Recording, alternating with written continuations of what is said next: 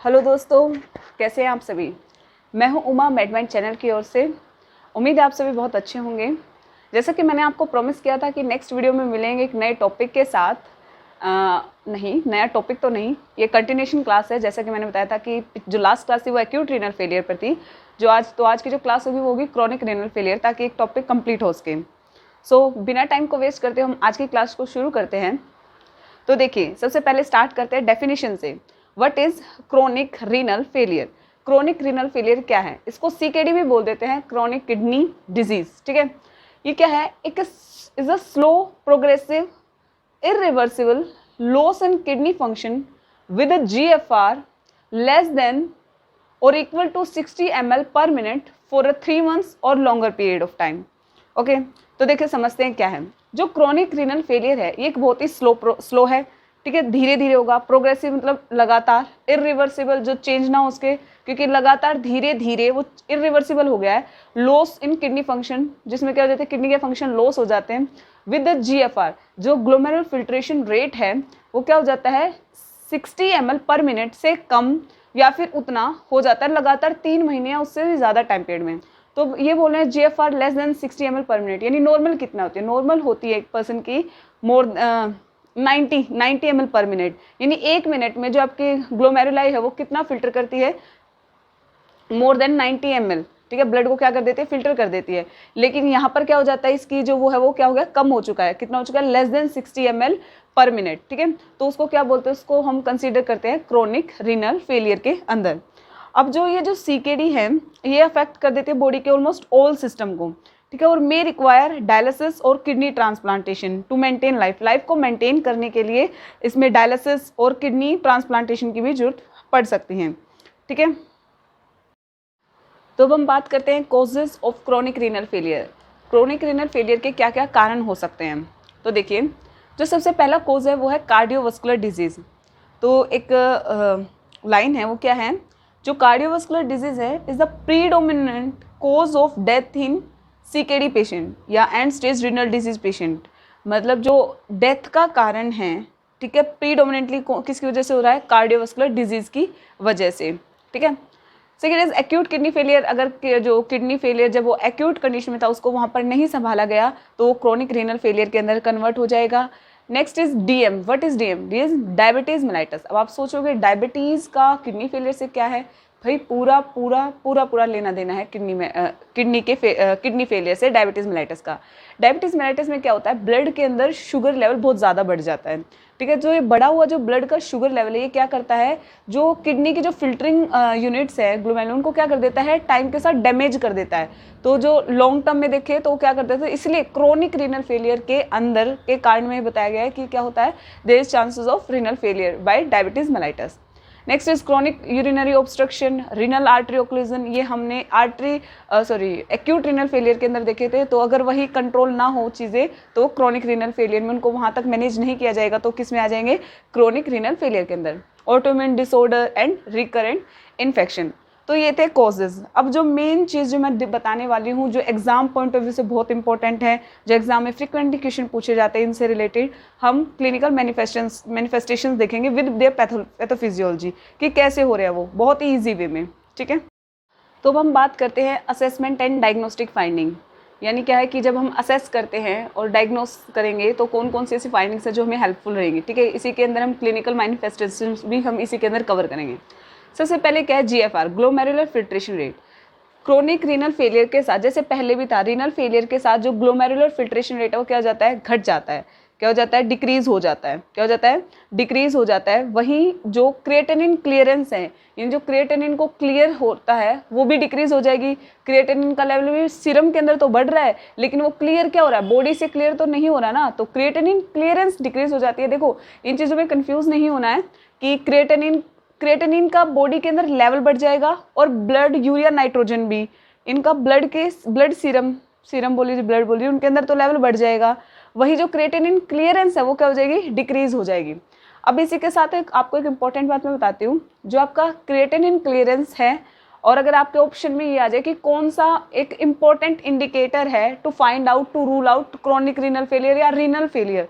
ठीक है। ये क्वेश्चन पहले भी मैंने आपको एक्यूट रीनल फेलियर वाले उसमें जब क्वेश्चन और आंसर का सेशन था उसमें मैंने बताया था कि देखो जो ब्लड अगर ऑप्शन में बन और क्रिएटिनिन दोनों होना तो आपको किसके लिए जाना है, क्रिएटिनिन क्लियरेंस हो तो किसके लिए जाना है, आपको देना होगा क्रिएटिनिन क्लियरेंस, क्योंकि ये बहुत ही सेंसिटिव इंडिकेटर है।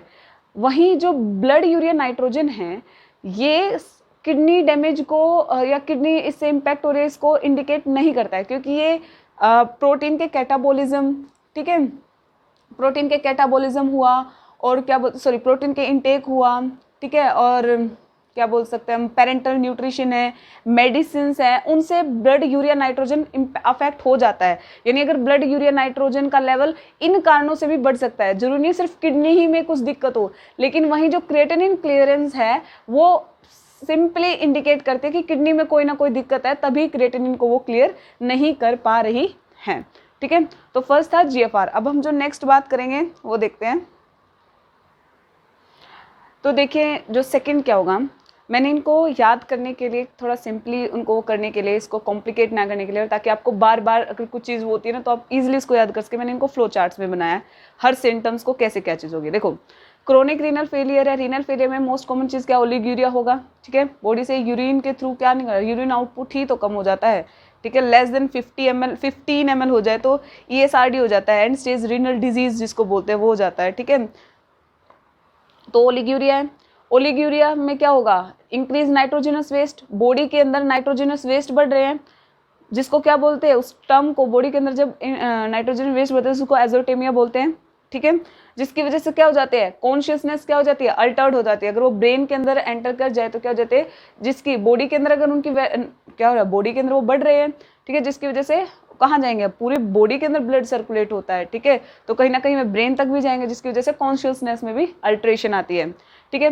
वहीं अब हाइपर वॉल्यूमिया होने की वजह से क्या होता है, हाइपरटेंशन, बॉडी के अंदर वॉल्यूम बढ़ा होता है, जिसकी वजह से क्या बढ़ेगा, बीपी बढ़ेगा। सेकेंड इज एडिमा, अब इतना सारा फ्लूइड है कहीं कहीं जाके घुसेगा, ठीक है, ब्लड में तो रहने से रहा, उन वेसल्स में बहुत ज़्यादा ब्लड, बहुत ज़्यादा वॉल्यूम हो चुका है, तो क्या होगा, अगर वो पेरिकार्डियल इफ्यूजन, अगर आपके हार्ट के चारों जो कवरिंग है पेरिकार्डियम उसमें भर जाए तो pericardial effusion. Congestive heart failure, heart में भी कंजेशन हो रखी है क्योंकि वेसल्स में भी बहुत ज़्यादा ब्लड हो चुका है। वहीं अगर आपकी क्या बोलते हैं, लंग्स की जो कवरिंग है उनमें हो जाए तो प्लूरल इफ्यूजन। एसाइटिस अगर एब्डोमेन में हो जाए तो पोर्टल हाइपरटेंशन क्या है, अब देखो प्रेशर हो जाता है हार्ट के अंदर, जब प्रेशर बढ़ेगा तो बैक फ्लो मारेगा इंफीरियर वेना केवा के अंदर, इंफीरियर वेना के से हेपेटिक वेन में, हेपेटिक वेन से लीवर में, लीवर से पोर्टल वेन में, जिसकी वजह से पोर्टल में पोर्टल में भी प्रेशर बढ़ेगा तो पोर्टल हाइपरटेंशन, ठीक है। तो ये थे ओलिग्यूरिया के, ये इससे आपके साथ के साथ क्या हो रहा है, साइन एंड सिम्टम्स भी कवर हो रहे हैं। आइए तो नेक्स्ट देखते हैं, वही ओलिग्यूरिया है, ठीक है। ओलिग्यूरिया की वजह से अब और क्या होगा, ठीक है। नेक्स्ट इज ओलिग्यूरिया है, इसकी वजह से क्या होगा, बॉडी के अंदर से क्या अमोनिया एक्सक्रीट आउट हो पाएगा, नहीं हो पाएगा। वो क्या करेगा, बढ़ा हुआ अमोनिया कहाँ जाएगा, ब्रेन के अंदर एंटर करेगा, और ब्रेन के लिए बहुत ही क्या, ये न्यूरोटॉक्सिक है, ठीक है। नॉर्मली ये यूरिन के थ्रू एक्सक्रीट आउट हो जाता है, बट ये इस केसेस में क्या है, एक्सक्रीट आउट नहीं हो पाएगा, तो ये क्या हो जाएगा, ब्रेन के लिए टॉक्सिक होगा, कॉन्शियसनेस इनमें सब में अल्ट्रेशन कर देगा, ठीक है, और फर्दर डेटरेशन भी कर सकता है, पेशेंट कोमा में भी जा सकता है अगर इसका लेवल इतना ज़्यादा बढ़ जाए तो ब्रेन के अंदर। इधर वहीं ओलिग्यूरिया की वजह से क्या होगा, वहीं यूरिक एसिड का लेवल भी ब्लड के अंदर बढ़ना है, जिसकी वजह से क्या हो जाएगा, यूरेमिया, यूरेमिक फ्रोस्ट, जिसमें क्या होता है, ईचिंग होती है, जिसको प्रूराइटिस बोलते हैं, ठीक है। स्किन इंटेगुमेंट्री सिम्टम्स हैं ये, ठीक है, साइंस हैं। नेक्स्ट देखिए ओलिग्यूरिया की वजह से क्या होगा, हाइड्रोजन आयन एक्सक्रीट आउट नहीं हो रहे हैं, जिसकी वजह से मेटाबॉलिक एसिडोसिस हो जाएगा, जिसके कंपनसेशन में कुसमोल ब्रीदिंग, पेशेंट हाइपरवेंटिलेट कर रहा होगा। नेक्स्ट इज हाइपरकैलेमिया, ओलिग्यूरिया की वजह से क्या हो जाएगा, हाइपरकैलेमिया, जिसकी वजह से अरिथमिया। अब आप सभी सोच रहे होंगे कि एक्यूट रीनल फेलियर में भी हमने यही चीज़ें देखी थी। देखो बहुत सारी चीज़ें कंटिन्यू में वही रहेंगे। अगर एक्यूट रीनल फेलियर का ओलिग्यूरिया फेज देखो, अगर आप उसको ठीक नहीं कर पाते हैं, मतलब वो फेज नहीं ठीक होता, तो क्रोनिक में चला जाता है, तो बहुत सारी चीज़ें सेम रहेंगी। इसमें हम मैनेजमेंट पॉइंट ऑफ व्यू से भी बहुत सारी चीज़ें देखेंगे, ठीक है। नेक्स्ट देखिए इलेक्ट्रोलाइट इम्बैलेंस, जिसमें इलेक्ट्रोलाइट इम्बैलेंस का हमने पोटाशियम तो हमने देख लिया, हाइपरकैलेमिया होगा, ठीक है। अब हम देख लेते हैं सोडियम में क्या होगा। देखो जो सोडियम है ना, जो क्रोनिक रीनल फेलियर है, इस कंडीशन में आके ना किडनी ना तो मतलब कंसनट्रेट और डाइल्यूट जो यूरिन को नॉर्मली कर पा रही थी ना, वो नहीं कर पाएगी। किडनी पेशेंट में तो ये सोडियम का रिटेंशन करने लगेगी, सोडियम और वाटर का, क्योंकि जहाँ जहाँ सोडियम होगा वाटर तो उसके पीछे पीछे है। किसी में तो सोडियम का रिटेंशन होने लगेगा, और जिनमें रिटेंशन होगा उनको तो हाइपरवोलेमिया, और हाइपरवोलेमिया होगा तो हाइपरटेंशन हो जाएगी। वहीं जिनको सोडियम और वाटर का रिटेंशन नहीं होता है उनको हाइपोवोलेमिया और हाइपोटेंशन होने के क्या होते हैं, चांसेस होते हैं। ठीक है, नेक्स्ट देखिए, अब हम इसी के अंदर हम 3 इलेक्ट्रोलाइट उसको कर लेंगे, मैग्नीशियम, कैल्शियम, फॉस्फोरस। सबसे पहले तो आप ये हमेशा याद रखना, ये वाला रिलेशनशिप, जो कैल्शियम है और फॉस्फोरस और मैग्नीशियम, इनका क्या चलता है, उल्टा चलता है। कैल्शियम इनवर्सली प्रोपोर्शनल वैसे तो फॉस्फोरस के रहेगा, कैल्शियम का लेवल बढ़ेगा तो फॉस्फोरस घट जाएगा, फॉस्फोरस बढ़ेगा तो कैल्शियम घट जाएगा। वहीं फॉस्फोरस और मैग्नीशियम की डायरेक्ट रिलेशनशिप है। ठीक है, क्या है, डायरेक्ट रिलेशनशिप है। तो ये चीज़ों को अपने मन में हमेशा याद रखना। अब ये देखो, अब हम बात करते हैं मैग्नीशियम कैल्शियम, इन पे क्या होगा, वही सेम हाइपर मैग्नीसीमिया होगा, हाइपोकैल्सीमिया और हाइपर फॉस्फेटेमिया होगा। ठीक है, अब जो चीज़ यहाँ एडअप होने वाली वो क्या है, देखो हाइपर मैग्नीसीमिया यानी ब्लड के अंदर मैग्नीशियम का लेवल बढ़ जाएगा तो उससे क्या हो जाता है, ड्राउजीनेस होती है और जो डीप टेंडन रिफ्लेक्स है वो एब्सेंट हो जाते हैं। यहीं से एक इंपॉर्टेंट क्वेश्चन जो है वो आपका बनता है, वो क्या होता है, मैग्नीशियम टॉक्सिसिटी। एक्स्ट्रा है यहाँ के लिए नहीं, लेकिन मैं बता देती हूँ। ये देखिए, MgSO4 टॉक्सिसिटी, मैग्नीशियम सल्फेट, इसकी टॉक्सिसिटी हो जाती है। इंपॉर्टेंट क्वेश्चन है, इसको यहीं के जब आया तो हम डील कर देते हैं। देखो क्या होता है, इसके अंदर जो डीप टेंडन रिफ्लेक्स है वो एब्सेंट हो जाते हैं, हार्ट रेट लेस देन 60 हो जाती है, पेशेंट ब्रेडिकार्डिया में चला जाता है, और रेस्पिरेटरी रेट भी लेस देन 12 हो जाता है। इसके अगर हम ट्रीटमेंट की इंटरवेंशन की बताएं तो प्रायोरिटी में क्या रहेगा, इंट्यूबेशन करना is the priority intervention. And जो प्रायोरिटी जिसको बोलते हैं असेसमेंट होगा डायग्नोसिस के लिए, वो होगा checkout for deep tendon reflex. Deep tendon reflex को हमें चेक करना होता है। तो ये था मैग्नीशियम सल्फेट टॉक्सिसिटी, क्योंकि हमें मैग्नीशियम आया था तो इसलिए हमने यहाँ पे क्या इसको देख लिया। ये एग्जाम पॉइंट ऑफ व्यू से बहुत इंपॉर्टेंट है। वहीं आता है कैल्शियम। देखो भाई, कैल्शियम क्या है, हाइपोकैल्शियम या कैल्शियम कम हो जाएगा क्योंकि वहाँ पर हाइपरफॉस्फेटेमिया, उसके कॉरेस्पॉन्डेंस क्या हो जाता है, ये कम हो जाता है। ठीक है, अगर जब हाइपोकैल्शियम होगा, देखो कुछ चीज़ें ना आपको जब आप पूरा थोरोली एक बार पढ़ लोगे ना आपको तब समझाएगी। जैसे ही कैल्शियम कम हो जाता है ना बॉडी के अंदर, वो क्या कर देता है, पैराथायरॉइड जो ग्लैंड है उसको स्टिमुलेट करता है, वहाँ से पैराथायरॉइड हार्मोन स्टिमुलेट होता है। ठीक है, जैसे ही कैल्शियम कम हुआ तो बॉडी तो मैनेज करेगी ना, तो पैराथायरॉइड हार्मोन स्टिमुलेट हुआ। अब वैसे पहली बात तो देखो सुनने के लिए, जो पैराथायरॉइड हार्मोन होता है वो सबसे पहले तो जाके किडनी पे काम करता है, प्राइमरीली जो एक्शन करता है वो किडनी पर करता है, लेकिन किडनी तो काम जवाब दे चुकी है भाई, किडनी ने अपने हाथ पैर खड़े कर चुकी है, वो अब कुछ नहीं करने वाली है। तो फिर वो गया दूसरी बार किसके पास, वो गया फिर बोन के पास। अब एक चीज़ हमेशा गांठ बांध लो, ये बात आपको ना मतलब हमेशा याद रहनी चाहिए। देखो क्या है, हमेशा याद रखो, जो PTH है ना, पैराथायरॉइड हार्मोन, वो क्या कर देता है, ब्लड के अंदर क्या कर देता है, उसको ब्लड के अंदर कैल्शियम चाहिए। पैराथायरॉइड हार्मोन को क्या है, ब्लड के अंदर कैल्शियम चाहिए। जैसे ही कम हुआ, बोन से निकाला और कहाँ डाल दिया, बोन से निकाल के ब्लड में भर दिया, क्योंकि ब्लड के अंदर कम हो रखा था। ऐसा इसने अब किया है, बोन से निकाल के ब्लड के अंदर रख दिया, जिसकी वजह से बोन क्या हो गई, बोन तो वीक हो गई, chances of osteoporosis, bone pen, fracture. ठीक है, वहीं यहाँ एक एक्स्ट्रा चीज़ मैं आपको बता रही हूँ जो इससे रिलेटेड है, वो क्या है, कैल्सिटोनिन हार्मोन जो होता है। अब जो कैल्सिटोनिन है, मुझे कैल्सिटोनिन याद आते ही आता है, कैल्सिटोनिन तो बोन के लिए है। वो क्या करता है, जैसे कभी भी किसी कंडीशन में कैल्सिटोनिन अगर रिलीज होता है ना, तो वो क्या करेगा, ब्लड से उठा के, उसका काम करेगा, ब्लड से निकाल के उठा के उसको बोन के अंदर कैल्शियम को भर देगा। वहीं PTH आते मेरे दिमाग में आता है, वो उसका काम है PTH भर देगा ब्लड के अंदर कैल्शियम को। वहीं जो कैल्सिटोनिन है वो ब्लड से निकाल कर उसको बोन के अंदर डाल देगा। कैल्सिटोनिन बोन के लिए, PTH किसके लिए है, अपना क्या बोलते हैं, अपनी लॉयल्टी किसके लिए है, कैल्सिटोनिन की तो ब्लड बोन के लिए है। वहीं पैराथायरॉइड हार्मोन की ब्लड के लिए, वो ब्लड के अंदर कैल्शियम को टनटनाटम में पूरा फुल करके रखता है। ठीक है, वहीं फॉस्फेट वो क्या हो जाता है, वो उसका लेवल बढ़ जाता है। ठीक है, वहीं एक और हाइपर, अब देखो यहाँ पर जो कंडीशन हुई, एक चीज़ है समझने के, वो देखिए यहाँ क्या हुआ था, हाइपोकैल्सीमिया हो गया था, लेकिन स्टिमुलेशन की वजह से ये बोन वीक होकर, बोन से रिजॉर्प्शन होकर क्या हो जाता है, कैल्शियम ब्लड के अंदर आ जाता है। जो वो ब्लड अचानक से कैल्शियम के अंदर बढ़ता है ना, वो क्या कर देता है, कई बार कैल्सिफिकेशन कर देता है। ठीक है, क्या कर देता है, ब्लड वेसल्स की कैल्सिफिकेशन भी कर देता है। ठीक है,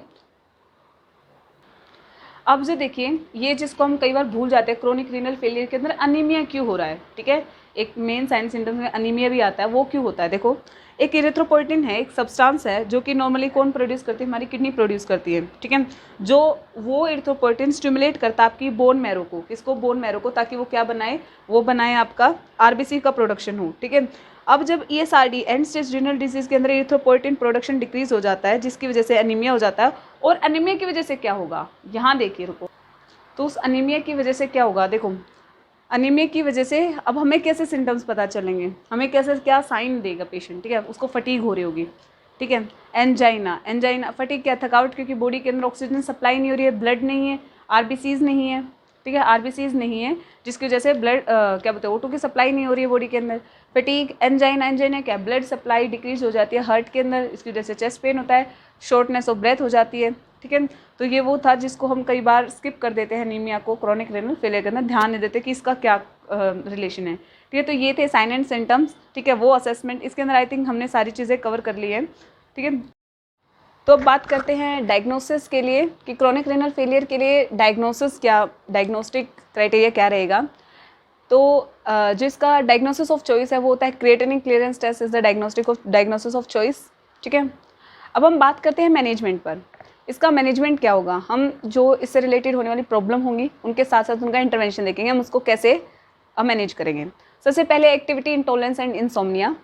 जो पेशेंट इसमें क्या होती है, इसमें फटीग हो जाती है। एक्टिविटी क्यों नहीं हो रही, क्योंकि पेशेंट फटीग है। फटीग किसकी वजह से, एनीमिया की वजह से। तो पहली बात एनीमिया हो चुका पेशेंट को, ठीक है, और build up of waste from disease kidney, ठीक है। जो डिजीज किडनी है, किडनी की वजह से बॉडी के अंदर वेस्ट एक्यूमुलेट हो रहा है, ठीक है।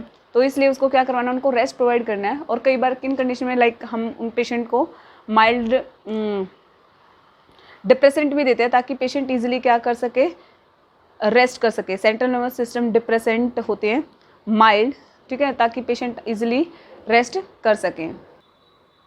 नेक्स्ट देखिए, नेक्स्ट इज एनीमिया। एनीमिया क्या है, देखो due to decrease erythropoietin by damage kidney kidney के अंदर इरिथ्रोपोइटिन नहीं है, जिसकी वजह से क्या बोलते हैं आरबीसीज प्रोडक्शन नहीं हो रहा है, क्योंकि वो स्टिमुलेट करता है बोन्स के अंदर रेड बोन मैरो से, ताकि वो आरबीसीज का प्रोडक्शन कर सके। तो इसलिए क्या दिया जाता है, इरिथ्रोपोइटिन इंजेक्शन दिया जाता है। सेकंड, फोलिक एसिड टैब भी ले सकते हैं। ओरल आयरन इनटेक भी किया जा सकता है, ठीक है। लेकिन जब ओरल आयरन इनटेक अगर करवाए तो स्टूल सॉफ्टनर देना होता है, क्योंकि आयरन का है कॉन्स्टिपेटिंग इफेक्ट होता है, ठीक है। अब जो ओरल आयरन है ना, ये वेल एब्जॉर्ब नहीं हो पाते बाय जीआई ट्रैक्ट इन सीकेडी, क्रॉनिक किडनी डिजीज के अंदर जीआई ट्रैक्ट से इजिली एब्जॉर्ब नहीं हो पाते, कोज क्योंकि, और क्या कर देते हैं, नोजिया वोमिटिंग। तो पेरेंटल आयरन जो है वो may be use in iron deficiency, ठीक है। आयरन डेफिशिएंसी में हम पेरेंटल आयरन वो भी दे सकते हैं, ठीक है। नेक्स्ट जो आपकी वो है वो क्या होगा, जीआई ब्लीडिंग। ये आपकी साथ के साथ आपको समस्या बताई गई है, प्रॉब्लम क्या होगी, साथ के साथ उसका मैनेजमेंट बताया गया है। देखो जीआई ब्लीडिंग होती है तो क्या होता है, इसके अंदर जो यूरिया है, यूरिया किस में कन्वर्ट हो जाता है, अमोनिया के अंदर। किसके द्वारा, ब्रेक डाउन बाय यूरिया का ब्रेक डाउन कौन करता है, जो इंटेस्टाइन बैक्टीरिया वो उसको ब्रेक डाउन करते हैं, ठीक है, जिससे अमोनिया में कन्वर्ट हो जाता है वो। अब जो अमोनिया है ये क्या करता है, अब ये एक्यूमुलेट हो रहा है बहुत ज़्यादा, नॉर्मली ये एक्सक्रीट आउट हो जाता है, लेकिन अब ये एक्यूमुलेट हो रहा है, जिसकी वजह से क्या करेगा, इरिटेट करेगा जीआई म्यूकोसा को, जिसकी वजह से अल्सरेशन और ब्लीडिंग होती है। तो यहाँ जो हमें बात जो ध्यान रखने की वो क्या है, अवॉइड करना है पेशेंट को एस्पिरिन देना, क्योंकि देखो नॉर्मली एक्सक्रीट आउट कर देती है किडनी एस्पिरिन को, ठीक है। लेकिन अगर यहाँ पे किडनी फेल हो रखी है, ठीक है, तो क्या होने के चांस है, एस्पिरिन टॉक्सिसिटी हो सकती है, और एस्पिरिन अगर टॉक्सिसिटी होगी जो ब्लीडिंग टाइम का ज़्यादा प्रोलॉन्ग हो जाएगा, ठीक है। अब देखते हैं एक मेन समस्या जो है हाइपर कैलेमिया। वैसे तो मेरी एक प्रीवियस क्लास है जिसमें मैंने हाइपर कैलेमिया के मैनेजमेंट को भी बहुत अच्छे से एक्सप्लेन कर रखा है, लेकिन यहाँ पर भी मैं एक थोरोली, क्योंकि एक टॉपिक चला है तो उसके में साथ में आपको करवा देती हूँ शॉर्ट में। देखो अगर हाइपर कैलेमिया है तो पहली बात पेशेंट को हाई पोटेशियम डाइट देनी नहीं है, ठीक है। दूसरी चीज़, अब ये देखो हाइपर कैलेमिया का मेन इफेक्ट किस पे आता है, कार्डियक पे आता है। तो देखो एक चीज़, एक तो होता है ट्रीट करना, कि हाइपर कैलेमिया इतना हो चुका है कि कार्डियक अरेस्ट को ट्रीट करना भी आपको, अरिदमिया को ट्रीट करना है, ठीक है। तो आप क्या दोगे, एक तो है ऑप्शन कैल्शियम क्लोराइड, दूसरा है कैल्शियम ग्लूकोनेट। कैल्शियम ग्लूकोनेट को कैसे देते हैं, इसका तो 10 का याद रखो, 10 ml 10% फॉर 10 मिनट, ठीक है। वहीं जो कैल्शियम क्लोराइड है ये हाईली कंसनट्रेटेड है, तो इसको हम कभी भी पेरिफेरल लाइन से नहीं देते, सीवीपी लाइन से देते हैं, क्योंकि अगर हम पेरिफेरल लाइन से देंगे तो वो क्या हो जाएगी, वो वेन नेक्रोसिस होने के चांसेस है। ये तो था अरिथमिया को ट्रीट करने के लिए। नेक्स्ट होगा आपका डिक्रीज करने के लिए पोटाशियम लेवल। पोटाशियम लेवल बढ़ा है उसको कम करना, एक उसका हार्ट पर इफेक्ट आ चुका है तब कंट्रोल करना, यानी यहाँ तो बिल्कुल डेंजरस कंडीशन चल रही है। अब जो दूसरा मैं बताऊंगी डिक्रीज करना आपको पोटाशियम का लेवल, तब हम क्या करेंगे। देखो तो पहले मैंने आपको बता दिया है कि जो क्या करता है, जो अगर आपको ट्रीट कार्डियक अरिथमिया उसको ट्रीट करने के लिए, दूसरा क्या है डिक्रीज करने के लिए। पोटाशियम का लेवल ब्लड के अंदर बहुत बढ़ गया, तब हम क्या करते हैं, बहुत ही कॉमन आपने सुना भी होगा, मैंने पहले भी क्लासेस में आपको बहुत बार बताया, insulin plus dextrose plus nebulisation. देखो इंसुलिन डेक्सट्रोज क्या है, पेशेंट अगर डायबिटिक नहीं है, नॉर्मल पेशेंट है, अभी हम कोई डायबिटिक का पेशेंट नहीं ले रहे हैं, हम सिंपल एक पेशेंट है तो उसका पोटाशियम लेवल बढ़ गया तो हम डेक्सट्रोज और इंसुलिन देंगे। अब इंसुलिन तो समझ में आता है, पोटाशियम को अंदर कर देगा और क्या करता है, इंसुलिन ग्लूकोज को भी क्या कर देता है, सेल के अंदर शिफ्ट कर देता है। ठीक है, तो अब पेशेंट अगर नॉर्मल है तो उसको तो हाइपोग्लाइसीमिया हो जाएगा, तो उसको प्रिवेंट करने के लिए साथ में डेक्सट्रोज, ताकि ग्लूकोज का कोई सीन ना रहे और क्या हो जाएगा आपका पोटाशियम, जो अपने हमारा मेन मोटिव है, पोटाशियम सेल के अंदर चला जाए और ब्लड के अंदर पोटाशियम का लेवल कम हो जाए। ठीक है, और नेबुलाइजेशन विद साल्ब्यूटामोल ये भी क्या करता है, पोटाशियम को एक्स्ट्रा सेलुलर से इंट्रा सेल के अंदर ट्रांसफर शिफ्ट करता है। ठीक है, अब सेकंड थर्ड क्या कर सकते हैं, पहले तो हमने ब्लड से कम कर दिया, अब क्या कर सकते हैं, अगर पोटाशियम को एक्सक्रीट आउट कराना बॉडी से, तो कैक्सालेट और के बाइंडर सैचे जो कॉमनली यूज किए जाते हैं, ठीक है, जिनको पोटाशियम लेवल बढ़ा होता है, तो ये क्या करवाते थे, दोनों के दोनों एक्सक्रीट आउट करवा देते हैं। ठीक है, नेक्स्ट देखिए, नेक्स्ट है मेटाबॉलिक एसिडोसिस। मेटाबॉलिक एसिडोसिस को कैसे ट्रीट करेंगे, सोडा बाइकार्ब NaHCO3 हम ये एडमिनिस्टर करते हैं। वहीं six one is hypermagnesemia, blood के अंदर मैग्नीशियम का लेवल जो बढ़ जाता है उसको करने के लिए हम क्या देंगे, हम लूप डायरेटिक देते हैं। लूप डायरेटिक क्या करते हैं, सबको एक्सक्रीट आउट, मैग्नीशियम को बाहर। अवॉइड मेडिसिन, जो देखो अब क्वेश्चन में कई बार ये क्या देना है वो क्वेश्चन नहीं आ सकता, क्या नहीं देना वो भी आ सकता है। अब क्वेश्चन में हो सकता है कि पेशेंट CKD का है, उसको एंटासिड दे रहे हैं हम कोई, ठीक है, लैक्सेटिव दे रहे हैं जिसमें मैग्नीशियम है, क्या हम देंगे, मतलब इससे रिलेटेड भी क्वेश्चन हो सकता है।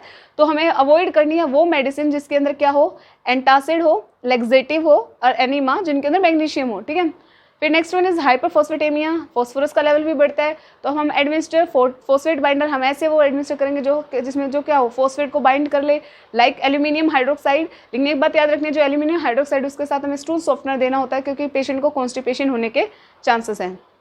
तो नेक्स्ट देखते हैं, नेक्स्ट इज हाइपरटेंशन एंड हाइपरवोल्यूमिया, यानी ब्लड के अंदर जब वॉल्यूम बढ़ेगा तो हाइपरटेंशन होगी। तो इसके लिए क्या है, मेंटेन IU, पेशेंट का IU मेंटेन करना है, कितना वो इनपुट हो रहा है, कितना आउटपुट हो रहा है। ठीक है, डेली वेट चेक करना होता है, monitor for sign of heart failure and pulmonary oedema, इन सब के साइन इन सब के साइन करने। जब बॉडी के अंदर, मैंने जैसे बताया था आपको पहले भी बता चुकी हूँ, बॉडी के अंदर फ्लूइड बढ़ेगा तो जो आपके हार्ट है उसके चारों पेरिकार्डियल डिफ्यूजन, ठीक है, पल्मोनरी के चारों तरफ हर जगह क्या हो रहा है, ब्लड के अंदर पूरी बॉडी के अंदर फ्लूइड एक्यूमुलेट होने लग जाएगा, तो उन सब के साइन आपको वो करने हैं। नेक्स्ट वन हाइपोकैल्सीमिया, तो कैल्शियम सप्लीमेंटेशन करना है, एडमिनिस्टर करना है, जिससे क्या उसके कैल्शियम के लेवल को मेंटेन किया जा सके। ठीक है, अब जो सबसे लास्ट है वो रह गया न्यूट्रिशनल थेरेपी, जिसको मैं बताने वाली हूँ। तो लास्ट है न्यूट्रिशनल थेरेपी, जो कि सबसे मेन है। वो क्या है, देखो सबसे पहले है रेस्ट्रिक्टेड प्रोटीन। प्रोटीन हमें रेस्ट्रिक्ट करना पड़ेगा। मैंने लास्ट जो एक्यूट रीनल फेलियर क्लास में भी आपको क्वेश्चन के थ्रू समझाया था कि प्रोटीन कौन से वाला देना, रेस्ट्रिक्टेड प्रोटीन देना, कितना देना है, it will be 20 gram.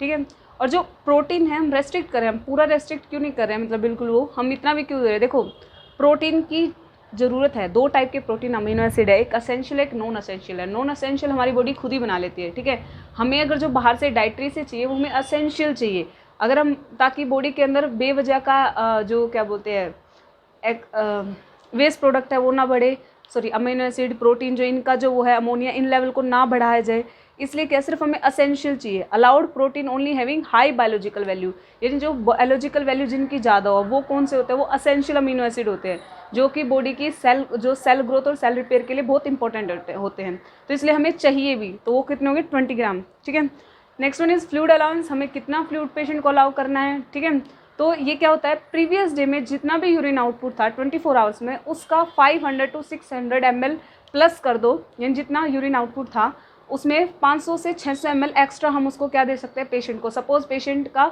Urine output is around 600 700 for example, तो आप उसको प्लस 500 और 600 ml करके हम आप उसको इनटेक दे सकते हैं। तो IO is mandatory for CKD patient और किडनी फेलियर। तो ये था हमारा आज की क्लास, जिसमें हमने क्रोनिक रीनल फेलियर को कंप्लीट किया है। उम्मीद आप सभी को समझ आया होगा। ठीक है, तो मिलेंगे नेक्स्ट वीडियो में नेक्स्ट टॉपिक के साथ। ठीक है, तब तक के लिए अपना ध्यान रखें।